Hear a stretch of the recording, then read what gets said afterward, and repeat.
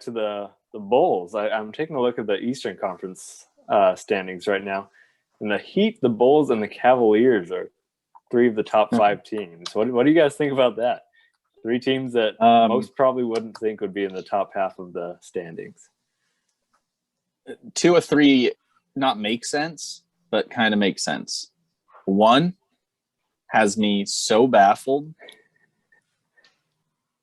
The Cleveland Cavaliers are 10 games over 500. They are 1.5 games away from the 1 seed. How? I can barely name any players on the Cavaliers. I don't understand how they're doing it. They have a better record than the 76ers, who have Embiid. They have a solid roster, Harris, all sorts of guys. How are they doing it? And how can a team rebuild so quickly after LeBron leaves when teams like the Kings take 15 years to rebuild to sit in the 12th seed over and over and over? 20 years. Who's counting?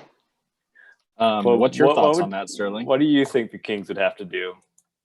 Like, what do you think is the best route forward for them?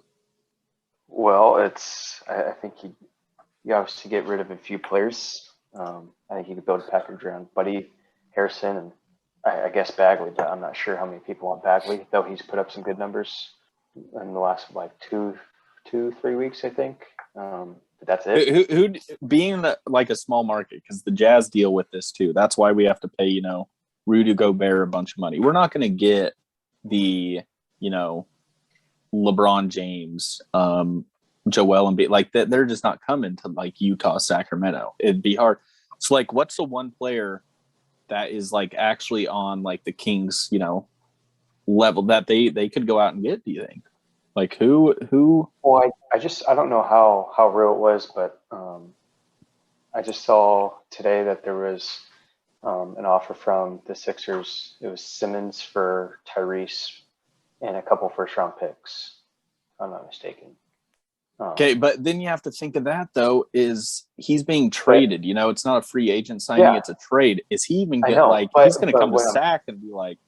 Yeah, and that's what I'm saying. Like, I think Ben Simmons is unfortunately the best we could get because of location in the free agent market. Like, and I don't even think that will last, sadly. Yeah, I think at this point we almost need to just completely rebuild and try to get some picks. There's just no teams that are willing to part with their good young players. It's like we could settle for Simmons, but he'll probably leave, and he's getting older, and he's not even that great of a leader. They've had a lot of more talent on the 76ers, and they still haven't made a deep playoff run. So he ain't going to do anything with the Kings. Yeah, I agree with that, Hayden, where I just think they almost need to go what the Warriors did, where it's like draft picks and you got to get lucky. I mean, the Jazz have kind of built around that in the sense of, we got Mike Conley, but that was a washed up Mike Conley. That's like our biggest signing. Or in that, Donovan was a draft pick. Rudy was a draft pick. It's like, I think that's where you start. The weird thing with the Kings, though, is they've actually kind of hit on some good draft picks. They just can't do you guys think them, you need like a revamp from the higher up too? I mean, I think so. We just need to rebuild everything. De'Aaron Fox is a strong pick. Halliburton's a strong pick, and they're just not working together. They're not really developing. They're good players. They're just not turning into all-stars. Even Bagley, honestly, isn't that bad. And he'd probably be a decent starter. Showing signs of like being a good player. I think the organization just. I mean, you guys had. Is it Terrence Davis? He put up like 30 the other night. Yeah. He's another young guy that's actually playing decent every once in a while. We just need some consistency and some development, but I don't know. The people in this organization are incapable of that. Yeah, because I mean, when you guys were actually having a decent, start, Mike Malone gets bounced. Now look at it. I mean, it's another thing that's killing us is we're not getting rid of our good players, but we're not good enough to make playoffs. We're always stuck in this 9, 10, 11, 12 seed area where we don't make playoffs, but we don't get a top 5 pick most of the time. And then the one year that we do get a top 3 pick, we waste it. So it's like we kind of just need to get rid of them, suck for a couple years, get a top 3 pick, don't screw that up, then maybe we'd have a chance. But Yeah. it's going to be a long road for the Kings. I mean, it's easy to look back on it now and say you guys screwed up, but like I look at, the Marvin Bagley draft. I know it's easy to say now Luka's doing what he's doing. Dallas is up there in the playoffs. They've been for the past since they drafted him. But how did the Kings not even okay, he was young.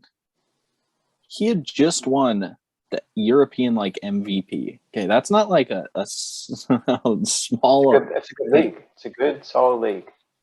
And he was young and won that. I just don't. And you watch, because I didn't see much of him, but these scouts and stuff are.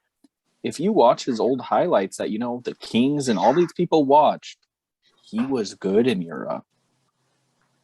You saw what he could be, and he was young. And I mean, it's just, I just, I just feel they. I'm not saying the Kings would be up there, but it's just kind of crazy. Dallas did not have a good team when he came in. Mm-hmm. And he's making them into the playoffs, And another thing is he's just a leader. Like, he wants the ball in his hands. Like, Bagley's stats weren't bad in college, but he wasn't a leader. It's hard to build around a big man unless they're one of the greats. But you can build around a guard pretty easily, especially one like Luka, who wants the ball to pass, wants the ball to shoot. He does it all. So yeah, and even if he misses 6 shots in a row, he's not scared to take that last. And you see how mad he gets. He wants it. Like you said, Bagley, you even see in college, he put up good numbers, but he wasn't that main piece there. He went to a great college that produces NBA players all the time. And he just did his role there. He was never the leader, never. Luka was a leader at 18 on a European team. I mean, I don't know. So we're tough. about